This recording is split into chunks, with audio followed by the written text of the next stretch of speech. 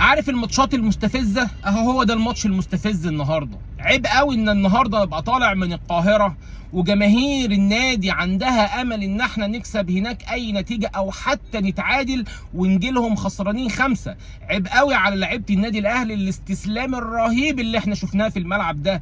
عيب قوي على مدافعين النادي الاهلي الاخطاء الساذجه اللي هي ما تحصلش من لعيبه صغيره بتلعب في مركز شباب. عيب قوي النهارده لما اشوف الجون الرابع بيدخل في النادي الاهلي من لمسه والثانيه والولد بيجيب جون.